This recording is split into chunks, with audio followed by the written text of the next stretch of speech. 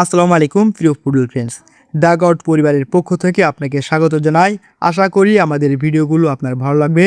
যদি ভিডিওর মাধ্যমে আপনার মন জয় করতে পারি তাহলে অবশ্যই লাইক, কমেন্ট এবং শেয়ার করবেন। বাফুফের ড্রয়ারে বন্দি গুল মেশিন আর কত তামাশা দেখবে ভক্তরা। রাডারে আছেন ফারহান আলী ওয়াহিদ, টেবুল ইসলাম এবং জান হাকিমরা।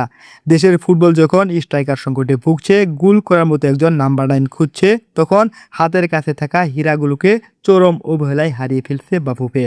আজ আমরা কথা বলবো বাফুফের সেই চিরচেনা লাল ফিতার দৌরত্ব নিয়ে আর প্রবাসী ফুটবলারদের নিয়ে তাদের অন্তহীন তামাশা নিয়ে। শুরু করা যাক জান হাকিমকে দিয়ে। মনে আছে সেই 2025 সালের জুন মাসের কথা, যখন বাফুফের বিখ্যাত সহসভাপতি ইমরুল হাসান বুক ফুলিয়ে জানিয়েছেন জান হাকিমের নাগরিকত্বের সকল ডকুমেন্ট রেডি রয়েছে এবং পাসপোর্ট প্রক্রিয়ার সকল কাজ শুরু হয়েছে।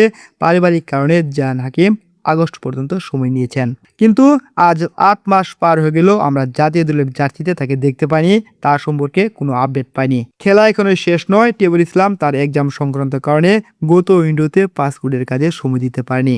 ক্যালিফোর্নিয়ার সেই গোল মেশিন টেবুল ইসলাম স্ট্যানফোর্ড ইউনিভার্সিটির হয়ে মাঠ কাঁপানো পাসপোর্ট 9 ইঞ্চির এই লেফট ফুটের তরুণ তুর্কি হাই স্কুল ফুটবলে 21 ম্যাচে 21 গোল করার রেকর্ড করেছিলেন।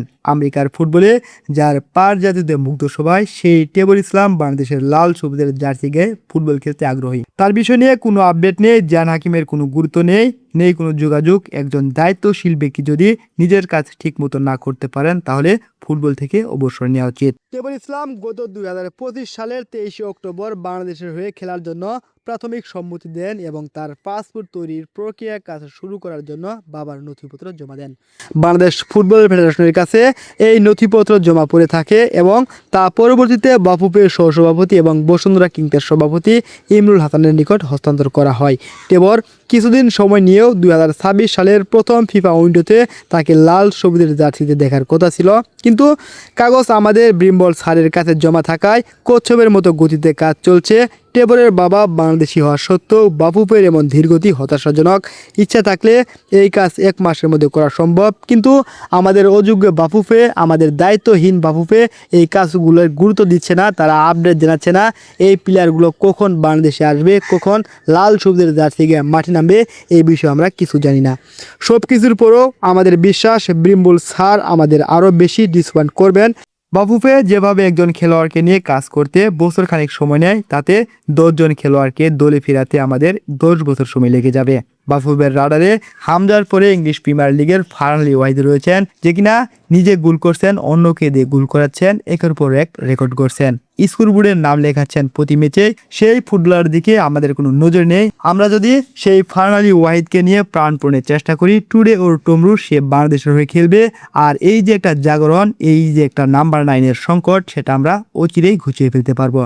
ফুটবল প্রেমী বন্ধুরা, বাফুফে আসলে এই প্লেয়ারদের নিয়ে কাজ করছে না, তারা গাফলতি করছে। তারা যদি এই প্লেয়ারদেরকে নিয়ে কাজ করে অথবা বাংলাদেশের ঘরোয়া লিগে একজন প্রপার নাম্বার 9 খোঁজা শুরু করে, অবশ্যই আজকে অথবা কালকে ভালো একজন নাম্বার 9 খুঁজে পাবে। এছাড়াও বাংলাদেশ জাতীয় দলে লেফট উইং এবং রাইট উইং রাকিব কিংবা ফাইমের পরিবর্তে যে সাবস্টিটিউট প্লেয়ার দরকার, সেটা নিয়ে কোনো কাজ করার চিন্তা নেই। মিডফিল্ডে হামজা চৌধুরীর পরে কে এই জায়গায় অকুপাই করবে সেই বিষয়ে কোনো চিন্তা নেই। বর্তমানে জাতীয় দলে ভালো একজন কোচ নেই, কোচের জন্য তাদের কোনো চিন্তা ভাবনা নেই। এভাবে যদি জাতীয় দলের চিন্তা ভাবনা থাকে তাহলে বাংলাদেশ অচিরেই বিলীন হয়ে যাবে। বাংলাদেশ ফুটবলের বাস্তবতা হলো মিডফিল্ড থেকে চমৎকার বল যোগান দেওয়া হলো, ফিনিশিংয়ের অভাবে আমরা দিনের পর দিন পয়েন্ট হারাচ্ছি, একের পর এক ম্যাচ হেরে যাচ্ছি।